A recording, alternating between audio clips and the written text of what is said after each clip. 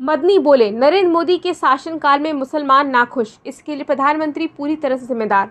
मदनी ने कहा कि अगर लाउडस्पीकर की आवाज़ से पड़ोसियों को एतराज़ है तो इसकी आवाज़ मस्जिद के बाहर तक ही रहनी चाहिए। उन्होंने कहा कि मजहब का इस्तेमाल करने या किसी को तकलीफ पहुंचाने के लिए नहीं होता।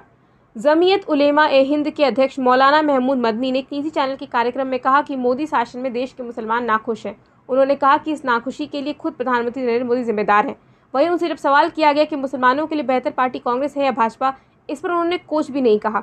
दरअसल महमूद मदनी एबीपी न्यूज़ के कार्यक्रम प्रेस कॉन्फ्रेंस में एंकर सुमित अवस्थी के सवालों का जवाब दे रहे थे। इस दौरान उनसे एंकर ने पूछा कि आपको क्या लगता है, पीएम मोदी के शासनकाल में मुसलमान पहले से खुश हैं या नाखुश?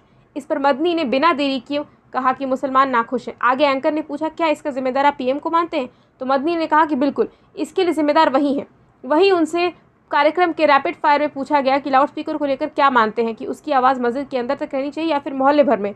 मदनी ने कहा, यह लोगों की पसंद पर है। अगर पड़ोसियों को इससे एतराज़ है तो मस्जिद के अंदर तक की आवाज़ रहनी चाहिए। उन्होंने कहा कि मजहब का इस्तेमाल किसी को तकलीफ पहुँचाने के लिए नहीं होना चाहिए। इसके आगे उनसे सवाल किया गया कि देश संविधान से चलना चाहिए शरीयत से।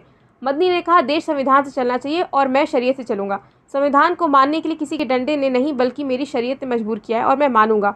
अगर मैं शरीयत को नहीं मानता तो मैं संविधान को भी नहीं मानता। एंकर ने पूछा कि असुद्दीन ओवैसी मुसलमानों के दुश्मन है, हितैषी? महमूद मदनी ने कहा कि मैं उन्हें हितैषी ही समझूंगा, दुश्मन कैसे कहूँ? हाँ, कुछ मतभेद हैं। मदनी ने कहा, जैसे आप अगर पूछें कि नरेंद्र मोदी साहब मुसलमानों के दुश्मन है हितैषी, तो मैं मानूंगा कि मोदी को मुसलमानों का कोई दुश्मन कतई नहीं मानूंगा। बता दें कि कुछ दिन पहले इंडिया टीवी को एक कार्यक्रम के शामिल हुए मदनी ने कहा कि बीते कुछ समय मुसलमानों की ज़िंदगी में बदलाव आया है। हालांकि कहीं तकलीफ है तो लेकिन बदलाव को मना नहीं किया जा सकता।